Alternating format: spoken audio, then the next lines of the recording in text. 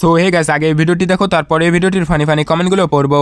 সুমির বাবা আগে ঘুরতে যাওয়ার সেরকম টাইমই পেতো না। যখনই আমরা সবাই বলতাম যে চলো কোথাও একটা ঘুরে আসি, শুধু আমাকে বলতো আমার কাজ রয়েছে, আমি যেতেই পারবো না। এবারও ঠিক তেমনটাই বলেছিল, কিন্তু সুমি সে কথাই শুনে জোর করে এটাই বলে উঠলো আমরা সবাই মিলেই সুন্দরবনে যাবো, আর তোমাকেও যেতে হবে, তুমি কাজটা যে করেই হোক ম্যানেজ করো। আর সুমির কথা ওর বাবা তো একদমই ফেলতে পারবে না। আর সুমি একবার বলাতেই ওর বাবা রাজি হয়ে গেল। এবার দেখো, ভোর 4টের সময় আমরা বেরিয়ে পড়েছি সুন্দরবন যাওয়ার উদ্দেশ্যে। তো ভাবলাম সাগর সংঘম ট্রাভেলসের সঙ্গেই যাই। আমরা গেছিলাম শিয়ালদা থেকে সকাল 7:42 ট্রেনে ক্যানিংয়ে, আর ক্যানিং থেকে কিন্তু ওনাদের অটো এসে আমাদের নিয়ে গেছে। তারপর সোনাখালী ঘাট থেকে আমরা উঠে পড়লাম লঞ্চ। দুপুরের খাওয়া দাবারে ছিল ডাল, ইলিশ মাছের মাথা দিয়ে পুঁই শাক, সাথে ছিল ধনিয়া কাতলা আর ইলিশ মাছ ভাপা, আবার চাটনি পাঁপড় এগুলোও ছিল। আর সমস্ত রান্নাবান্না হয়েছিল দারুণ টেস্টি। আর রাতে খাবার দাবার ছিল অনেক কিছু, ডাল, আলু ভাজা, স্যালাড আর মটন কষা। যেহেতু আমি মটন খাই না, তাই আমার জন্য ছিল 2টো ডিমের ঝোল। तो चलिए शुरू करते हैं। কাকিমা, সুমির বাবা আগে ঘুরতে কি করে যাবে? আগে তো সুমির বাবা টাকা ছিল না, এখন তো সুমি ইনকাম করে টাকা দিচ্ছে, তাই কাজ থাকলেও কোনো ব্যাপার না। সবাই সবকিছু জানে কাকিমা, তার নাটক করবেন না।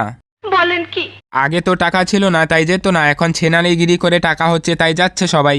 ঠিক বলেছো। সুমি কিছু খেতে চায় না, ছেলে কিছু খেতে চায় না, ওর বাবা কিছু খেতে চায় না, 14 গোষ্ঠী কিছু খেতে চায় না।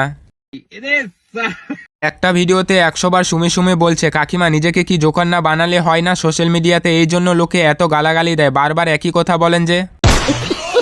আর কাকিমা, আপনি ভয়েস দেওয়ার সময় একটু আস্তে কথা বলবেন, আমি যখন শুনি না তখন আমার কানে লাগে, কারণ আপনার কথা বলার সাথে সাথে এত সৃষ্টি বাজে আমার খুব কানে লাগে।